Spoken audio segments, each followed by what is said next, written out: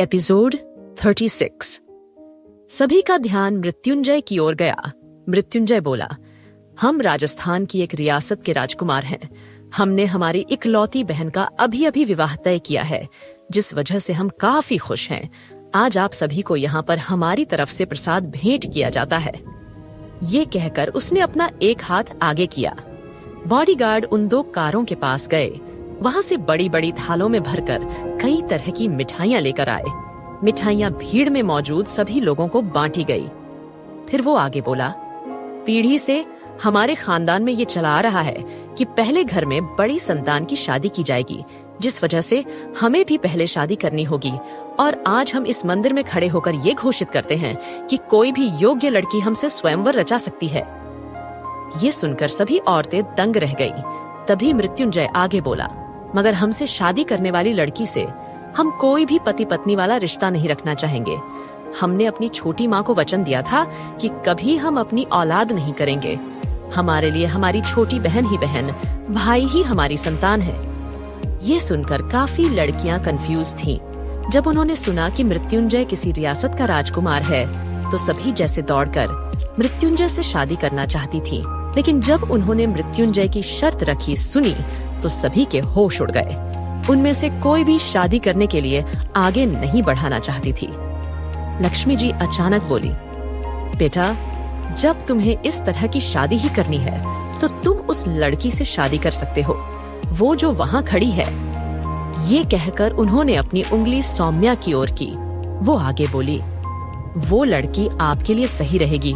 वो काफी कम उम्र में ही अपना कौमार्य खो चुकी है, जिस वजह से कोई और लड़का तो उसे अपनाने से रहा। आपको जब अपनी पत्नी से कोई अपेक्षा ही नहीं है, तो आप इससे शादी कर लें। ये सुनकर सौम्या ने हैरान होकर लक्ष्मी जी को देखा। निहारिका ने कुछ सोचकर कहा, हाँ, आप मेरी बेटी से शादी कर सकते हैं, अगर आप चाहे तो। फिर वो सौम्या की ओर बढ़ी और बोली, सौम्या, तुम चाहती हो कि तुम्हारी माँ तुमसे रिश्ता ना तोड़े, तो तुम्हें आज ही इनसे शादी करनी होगी। सौम्या ने आरोही की ओर देखा। आरोही ने कहा, सौम्या, फैसला तुम्हारा है। ये सुनकर सौम्या ने कुछ देर सोचा। आखिर में वो शादी करने के लिए मान गई। बॉडीगार्ड्स ने जल्दी से सारा इंतजाम किया। पास से एक फूलों की दुकान से फूलों की माला खरीदी। बाकी सब लोग भी मंदिर में इकट्ठा हो गए।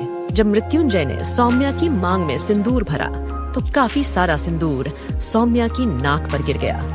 मृत्युंजय ने अपना हाथ आगे बढ़ाकर सिंदूर को पोंछने की कोशिश की। अचानक पंडित जी बीच में बोले, बेटा, सिंदूर मत हटाइए। वो एक शुभ संकेत। हैज विवाह सिर्फ शारीरिक संबंधों के लिए नहीं होता, आत्मिक मिलन भी जरूरी होता है। भगवान तुम्हारी जोड़ी हमेशा बनाए रखें। ये सब सुनकर सौम्या ने अपनी आंखें ऊपर उठाई। उसने पहली बार मृत्युंजय को देखा। मृत्युंजय की हल्की गहरी हरी आंखों में देख सौम्या जैसे अपने मन में एक सुकून महसूस कर रही थी। उन आंखों को देखकर लग रहा था कि शायद मृत्युंजय वही इंसान है जो उसे जीवन में सम्मान देगा।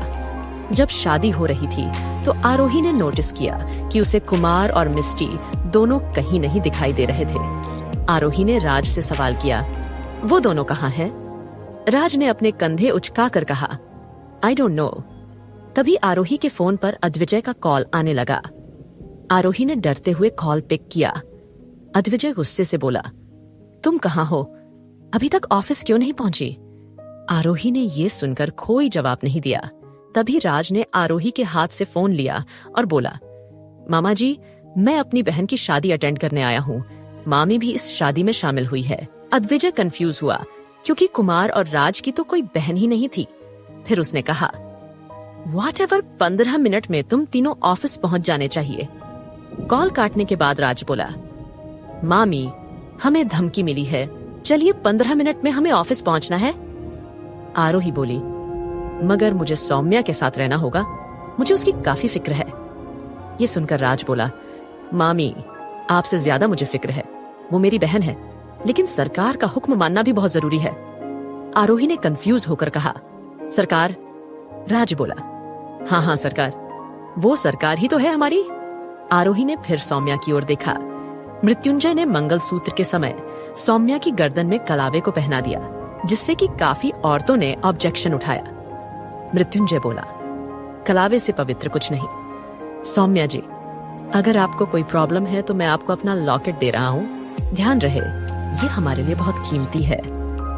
ये कहकर मृत्युंजय ने अपनी गर्दन से एक लॉकेट निकाल उसे सौम्या की गर्दन में पहना दिया। मृत्युंजय ने डिक्लेयर किया, 2 दिन बाद मैं अपनी पत्नी को लेने आऊंगा। ये कहकर वो जाने लगा। सौम्या को दिल में जैसे डर महसूस होने लगा। उसे लगा कि शायद ये शादी झूठी ना हो और मृत्युंजय बस उसे शादी करके उसे छोड़कर जा रहा है। तभी निहारिका जी ने कहा, आप मेरी बेटी को ऐसे छोड़कर नहीं जा सकते, क्या पता आप वापस आए ही ना। ये सुनकर मृत्युंजय बोला, हमारी पत्नी को हमने अपना लिया है, इसके अलावा किसी को हमारी निजी जिंदगी में दखल देने की जरूरत नहीं है। ये कहकर मृत्युंजय वहां से चला गया। सौम्या ने निहारिका की ओर देखकर कहा, माँ चलो घर चलते हैं। निहारिका ने कहा, नहीं तुम मेरे साथ नहीं चल सकती। मुझे लगता है कि उस आदमी ने सिर्फ हमें बेवकूफ बनाया है। जब तक वो तुम्हें लेने नहीं आता तब तक मैं इस शादी को नहीं मानती। ये कहकर निहारिका जी वहां से चली गई। सौम्या ने अपनी आंखें बंद की। उसे लगा कि उसका आज हर कोई यहाँ मजाक ही बनाने आया था। तभी सौम्या के कंधे पर राज ने हाथ रखा और बोला, दीदी चलिए, जब तक आपके पति नहीं आते तब तक आप अपने घर रहेंगे। सौम्या ने राज और आरोही को देखा। आरोही को राज के साथ देख सौम्या को विश्वास हुआ कि राज कोई गलत इंसान नहीं है। वो उनके साथ चली गई। जब वो कार के पास पहुंचे तो राज ने कुमार को फोन किया। तभी फोन की रिंग कार से सुनाई देने लगी। कुमार, जो कि कार के अंदर मिस्टी के साथ बैठा था, उसने अपने शेड्स को नीचे करके कहा, भाई अंदर आ जाओ, हम यहीं पर तुम्हारा इंतजार कर रहे हैं। राज, आरोही, सौम्या तीनों कार में बैठ गए। राज ने कंफ्यूज होकर पूछा, तुम दोनों मंदिर क्यों नहीं आए? ये सुनकर मिस्टी ने बहाना बनाया, वो बाहर काफी धूप है, ना तो मैं धूप में इतनी देर खड़ी नहीं रह सकती। ये सुनकर राज की आंखें छोटी हो गई, क्योंकि सुबह सुबह बिल्कुल भी धूप नहीं थी। फिर उसने बड़बड़ाते हुए कहा, लगता है रियासत की राजकुमारी ज्यादा ही नाजुक है। ये कहकर उसने भी अपनी आंखों पर शेड्स लगाए और कार को ड्राइव किया। जब कार रावत कारपोरेशन के बाहर आकर रुकी तो सौम्या अपनी जगह पर जम गई। आरोही ने पूछा, क्या हुआ? सौम्या बोली, आरोही, ये रावत कारपोरेशन है, यहाँ हम क्यों आए हैं? एपिसोड 37, आरोही, ये रावत कारपोरेशन है, यहाँ हम क्यों आए हैं? ये सुनकर कुमार बोला, दीदी ये कंपनी आपकी दोस्त के पति की है, तो वो यहाँ पर शान से आ सकती है। आरोही ने सौम्या का मुंह हैरानी से खुला देखा तो उसने उसके खुले हुए मुंह को बंद करते हुए कहा, इट्स अ बिग सीक्रेट। ये सुनकर सौम्या बोली, मैं तुम्हारे राज को राज ही रखूंगी, बट क्या मैं तुम्हारे हस्बैंड को देख सकती हूँ? आरोही ने हाँ में सर हिलाया और बोली, चलो तुम्हें शैतान की गुफा में ले चलती हूँ। ये सुनकर कुमार और राज ने एक दूसरे की ओर देखा, मगर कहाँ वो अपनी मामी के सामने कुछ बोल सकते थे। जब वो सब बाहर खड़े थे तो तभी अद्विजय ऑफिस से बाहर निकला। उसके साथ उसके बॉडीगार्ड्स भी थे। अद्विजय कार में बैठा आरोही ने उंगली से इशारा करते हुए कहा, सौम्या, ये है मेरे हस्बैंड। ये सुनकर सौम्या का मुंह दोबारा खुल गया और बोली, व्हाट? ये इतने हैंडसम इंसान तुम्हारे हस्बैंड है?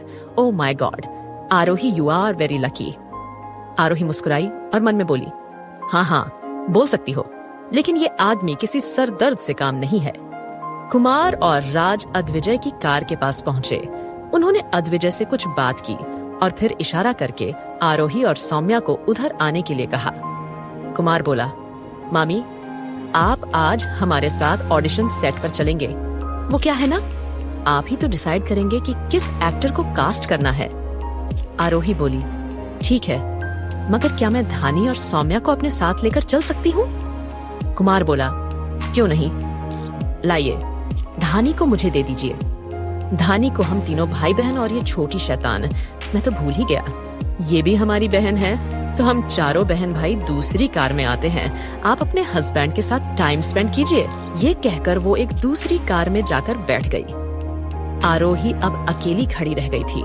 कुछ देर बाद उसके कानों में अद्विजय की आवाज पड़ी, क्या तुमने यही खड़े होकर टेलीपोर्टेशन सीख लिया है? क्या? आरोही थोड़ी हैरान हुई। फिर उसने कार में शेड्स लगाए बैठे अद्विजय को देखा और जल्दी से बैक सीट पर जाकर बैठने लगी। अद्विजय बोला, यहाँ कहाँ बैठ रही हो? ड्राइविंग सीट तुम्हारी जगह है। आरोही बोली, हाट, लेकिन क्यों? अद्विजय बोला, भूल गई तुम्हारे ऊपर जितना कर्ज है वो सब तुम तभी चुका पाओगी जब तुम सेक्रेटरी के साथ ड्राइवर की भी जब्त करो। सो ड्राइव नाउ। आरोही झल्ला कर बोली, मगर मुझे बिल्कुल भी कार ड्राइविंग नहीं आती। अद्विजय बोला, सो हाट, मैं क्या करूं? आरोही गुस्से से अद्विजय को कोसने लगी और बोली, ड्राइव करने के नाम पर मुझे सिर्फ स्कूटी चलानी आती है। क्या आप स्कूटी पर बैठना चाहेंगे? वो गुस्से में ऐसे ही बोली, तभी अद्विजय उसे हैरान करते हुए बोला, श्योर। ये सुन आरोही का मुंह शौक के कारण खुला का खुला रह गया। वो बोली, भाट, अभी आपने क्या कहा? अद्विजय गुस्से उसे घूरते हुए बोला, क्या तुम्हारे कान खराब हो गए हैं? आरोही बोली, नहीं, मगर मैं विश्वास नहीं कर पा रही हूँ। क्या आपने कहा कि आप स्कूटी पर मेरे साथ जाने के लिए तैयार हैं? अद्विजय ने हाँ में सिर हिला दिया। आरोही अटकते हुए बोली, लेकिन मेरे पास कोई स्कूटी नहीं है। अद्विजय बोला, तुम पार्किंग में खड़ी किसी भी व्हीकल की चाबी ले सकती हो। ये कहकर वो कार से उतरा और एक दीवार के पास पहुंचा। वहां पर उसने पासवर्ड डाला, जहां पर उसे बहुत सारे व्हीकल की चाबियां रखी। अच्छी, उसने ढूंढकर एक येलो कलर की स्कूटी की चाबी निकाली और आरोही के हाथ में देकर बोला, लेट्स गो। आरोही ने कंफ्यूज होकर अद्विजय को देखा और बोली, मगर किसी और की स्कूटी को उसकी बिना मर्जी के चलना गलत है ना? अद्विजय बोला, क्या तुम ये लेक्चर देना बंद करोगी? हमें एडिशन के लिए लेट हो रहा है। आरोही उस स्कूटी की ओर बढ़ी और उसने स्कूटी को स्टार्ट करके देखा। अद्विजय उसके पीछे आया और स्कूटी पर बैठ गया। आरोही काफी धीरे धीरे स्कूटी चला रही थी। उसके मन में जैसे ख्यालों का बवंडर मच गया था। वो खुद से ही सवाल किया जा रही थी और खुद ही उन सवालों का जवाब दे रही थी। अद्विजय रावत मेरे साथ स्कूटी में बैठे हैं। क्या सोच रहे होंगे लोग? क्या ऑफिस में इनका मजाक नहीं बनेगा? और मुझसे वो लोग क्या कहेंगे कि क्यों मैं उनके सीईओ को स्कूटी पर घुमा रही हूँ? ख्यालों में खोई आरोही काफी स्लो स्पीड में स्कूटी को चला रही थी। तो अद्विजय उससे कहा, तुम्हें बैलगाड़ी भी चलानी आती है क्या? चलो उसी से चलते हैं। स्कूटी चलाने में तो तुम्हारा ध्यान नहीं है। सोचा बैलगाड़ी ही तुम थोड़ी तेज चला लो। आरोही झेप गई और बोली, सॉरी। ये कहकर उसने स्कूटी को रेस दी और स्कूटी को दौड़ते हुए ऑडिशन की जगह पर पहुंची। आरोही अद्विजय के फाइनल करने पर नोबेल में कास्ट किए जाने वाली कास्ट फाइनल हुई, मगर मैन लीड जब फाइनल नहीं हुआ तो आरोही थोड़ी कंफ्यूज दिखाई दी।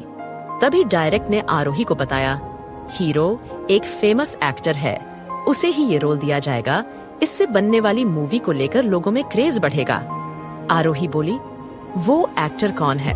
और मैंने आपसे कहा था ना कि कोई भी एक्टर ऐसा नहीं होना चाहिए जो पहले से फेमस हो। मेरी नॉवेल में हर एक कैरेक्टर थोड़ी डिफरेंट पर्सनालिटी रखता है। अगर किसी फेमस सेलिब्रिटी ने ये रोल किया तो लोग मेरे कैरेक्टर को उसकी किसी हिट मूवी में किए कैरेक्टर से जोड़ेंगे। अद्विजय बोला, वो सेलिब्रिटी राज है। क्या तुम्हें उसकी एक्टिंग एबिलिटी पर शक है तो तुम एक बार उसका टेस्ट ले सकती हो। आरोही बोली, राज? अगर राज एक्टिंग कर रहा है तो कोई प्रॉब्लम नहीं है। ये कहकर आरोही थोड़ा सोच में पड़ गई। डायरेक्टर मुस्कुराते हुए बोला, आपने राज की एक्टिंग नहीं देखी है। देखोगे तो तब आपके सारे डाउट्स क्लियर हो जाएंगे। वहीं दूसरी ओर राजकुमार अपने चेहरे पर मास्क लगाकर एक स्ट्रीट में खड़े अजीब सा मुंह बना रहे थे, क्योंकि उनके सामने मिस्टी और सौम्या दोनों दबाकर गोलगप्पे खा रही थी। राज की गोद में धानी थी। उसका भी मन कर रहा था गोलगप्पे खाने का, लेकिन उसने वादा किया था आरोही से कि वो कोई भी फास्ट फूड नहीं खाएगी। राज ने धानी को देखा और पूछा, क्या आपको आइसक्रीम खानी है? ये सुनकर धानी की आंखें चमकने लगी तो राज उसे एक आइसक्रीम दिलाने ले गया। ऑडिशन खत्म हो जाने के बाद अद्विजय और आरोही बाहर निकले। तब तक वो चारों भी वहां आ चुके थे। सौम्या ने मुस्कुराते हुए हाथ आगे बढ़ाकर बोली, आपसे मिलकर खुशी हुई जीजू। ये सुनकर आज भी जान अपनी भौहें चढ़ाई आरोही को लगा कि अद्विजय सौम्या से रूडली बात करेगा। उसे हैरान करते हुए अद्विजय ने अपना हाथ आगे बढ़ाया और बोला, nice to meet you miss Saumya Prajapati. ये सुनकर सौम्या के साथ साथ सभी लोग दंग रह गए। Next episode. अद्विजय ने जब सौम्या को सौम्या प्रजापति नाम से ग्रीट किया तो सभी दंग रह गए थे। कुछ देर बाद वो सभी रावत हाउस पहुंचे। सौम्या ने हैरान होकर इतने बड़े घर को देखा। आरोही सौम्या का हाथ पकड़कर उसे उसका रूम दिखाया। सौम्या ने सीरियस होकर पूछा, आरोही अब तू बताएगी ये सब क्या है? मैं जानती हूँ तू कभी पैसों के पीछे ये सब नहीं करेगी। ये सुनकर आरोही ने अपनी दोस्त को अपनी लाइफ के बारे में सारी बातें बताई। सब सुनकर सौम्या बोली, आरोही तो क्या तू धनी की जान बचाने के लिए एक और बच्चे को जन्म देगी? ये सुनकर आरोही बोली, नहीं, मैं किसी और मासूम को इस दुनिया में नहीं लाना चाहती। कॉन्ट्रैक्ट के मुताबिक जब मैं प्रेग्नेंट हो जाऊंगी तब राहुल मुझे ये सच बताएगा, मगर मैं चाहती हूँ कि इससे पहले ही मैं खुद उस इंसान के बारे में पता कर लूं। ये सुनकर सौम्या बोली, रावत फैमिली तुम्हें इतना सपोर्ट करती है तो तुम उनसे मदद क्यों नहीं मांगती? ये सुनकर आरोही बोली, भले ही राहुल रावत फैमिली के सामने कुछ नहीं है, मगर वो सच नहीं बताएगा बिकॉज रावत फैमिली उसकी दुश्मन है। वहीं दूसरी तरफ कुमार के फोन पर किसी ने कॉल किया। कॉल उठाने के बाद कुमार थोड़ा परेशान दिखाई दिया। उसने अपनी परेशानी की वजह राज को बताई तो मुस्कुराकर बोला, चलो हमारी लेडीज के लिए एक ड्रेस ऑर्डर करो, वो सब भी हमारे साथ चलेंगे। कुछ ही देर में राज की स्टाइलिस्ट 3 पार्टी ड्रेस लेकर आ गई। ड्रेस और स्टाइलिश के साथ राज, मिस्टी और कुमार उस रूम में पहुंचे जहां आरोही और सौम्या थी। कुमार ने मुस्कुराते हुए कहा, दीदी और मामी ध्यान से मेरी बात सुनिए, आज एक अवार्ड शो है और हमारे द सुपरस्टार राज ओबेरॉय का नॉमिनीज में नाम है, तो आप भी हमारे साथ उस अवार्ड शो में चल रहे हैं। ये सुनकर आरोही और सौम्या दोनों मुस्कुराई। सौम्या बोली, मैं बहुत खुश हूँ अपने भाई की कामयाबी पर, लेकिन मैं नहीं जा सकती, मुझे आज आराम करने की जरूरत है। आरोही बोली, कुमार, राज मैं आपके साथ चलती हूँ, सौम्या आपके साथ आज नहीं आ सकती। राज और कुमार समझ गए कि सौम्या को शायद पीरियड थे, और ऐसा था भी। जब सौम्या और आरोही दोनों बातें कर रही थी तभी सौम्या को रियलाइज हुआ। आरोही ने सामान सौम्या को दिया। सौम्या को अकेला छोड़ आरोही बाहर निकली। वो भी ढानी की वजह से उनके साथ नहीं जाना चाहती थी, मगर कुमार ने पहले ही इसका सॉल्यूशन ढूंढ लिया। धनी और सौम्या को रावत विला में अकेला छोड़ आरोही और मिस्टी दोनों अवार्ड शो के लिए चली गई। आरोही मरमेड शेप का रेड गाउन पहना हुआ था। उसे ड्रेस में एक ही शोल्डर था और दूसरे साइड कुछ भी नहीं था। आरोही के लंबे बालों को स्टाइलिश में कर्ल कर दिया था। आंखों पर डार्क और गहरा लाइनर लगाकर आरोही को स्टाइलिश ने काफी अच्छी तरीके से स्टाइल किया था। अवार्ड शो में आए सभी डायरेक्टर्स और प्रोड्यूसर्स का ध्यान आरोही पर था। तभी एक डायरेक्टर ने प्राउड फील करते हुए बताया कि ये वही आरोही है जिसे उसने एक सॉन्ग में कास्ट किया था। बाकी सभी डायरेक्टर भी आरोही से कांटेक्ट करके उसे एक रोल देना चाहते थे, मगर फिर कभी आरोही से उनका कांटेक्ट नहीं हो पाया था। आज उसे देखकर सभी ने रेड कारपेट पर घेर कर खड़े हो गए। उन सभी को भीड़ में खड़े देख न्यूज रिपोर्टर्स का ध्यान भी उधर गया और उन्होंने आरोही से कई सवाल किए, मगर राज आरोही को प्रोटेक्ट करते हुए आगे चला गया। अपनी अपनी सीट पर बैठकर सभी शो देखने लगे। मिस्टी ने आरोही का हाथ पकड़ा और बोली, दी, मुझे घबराहट हो रही है, सब लोग हम हमारी तरफ देख रहे हैं। ये सुनकर आरोही बोली, तुम कभी इतने लोगों के बीच नहीं गई हो ना? ये सुनकर मिस्टी ने कहा, हाँ, मैंने इतने लोगों को एक साथ कभी नहीं देखा, ऐसा लगता है पूरा देश यहाँ जमा हो गया है। ये सुनकर आरोही मुस्कुराई। राज ने मिस्टी को देखा और कोल्डली बोला, क्या तुम थोड़ा शांत नहीं रह सकती? ये सुनकर मिस्टी ने मुंह बनाया। कुछ देर बाद राज का नाम लिया गया। राज को एक मूवी में विलन का रोल करने पर बेस्ट विलन कैटेगरी का अवार्ड दिया गया। अवार्ड लेने के बाद राज ने स्पीच दी। ज्यादा कुछ तो नहीं, मगर मेरी कामयाबी के पीछे एक ही शख्स है। ये सुनकर होस्ट ने पूछा, तो बताइए कौन है वो ब्यूटीफुल? ये सुनकर राज बोला, कोई ब्यूटीफुल तो नहीं, लेकिन मेरे गार्डियन है, अद्विजय रावत। ये सुनकर होस्ट बोली, तो आप उन eligible bachelor business tycoon Adivijay Rawat की बात कर रहे हैं। काश उनसे मेरी कभी मुलाकात हो पाती। ये सुनकर पास खड़े होस्ट के पति ने बोला, बोलो मत, तुम मैरिड हो। ये सुनकर सभी लोग हंसने लगे। राज अवार्ड को लेकर वहीं खड़ा था। तभी उसने नजर दौड़ाकर उस तरफ देखा जहां से अभी भी कुछ लोग आ रहे थे। वो इंतजार कर रहा था कि अदिविजय आए। उसने अदिविजय से रिक्वेस्ट की थी कि वो यहाँ आए, मगर वो नहीं आया, जिससे कि राज काफी निराश लग रहा था। उसने फिर एक गहरी सांस ली। जब राज स्टेज से नीचे जाने लगा तो होस्ट बोली, रुकिए, नेक्स्ट अवार्ड के लिए भी आपको ही नॉमिनेट किया गया है, सो वेट। ये क्या होस्ट बोली। इस बार बेस्ट सॉन्ग का अवार्ड जाता है लव शेव को। ये कहने के साथ ही उस सॉन्ग में काम करने वाले सभी लोगों को स्टेज पर बुलाया गया। इसी के साथ वो डायरेक्टर आरोही के पास आया और उसे अवार्ड लेने के लिए साथ चलने के लिए कहा। आरोही थोड़ी डरी हुई थी, मगर कुमार के कहने पर वो स्टेज पर चली गई। वो काफी घबरा रही थी, मगर राज और कुमार को अपने साइड में देखकर वो थोड़ी शांत हुई। इसी के साथ सभी ने तालियां बजाई और वो अवार्ड लेकर डायरेक्टर मुस्कुराते हुए वहां से चला गया।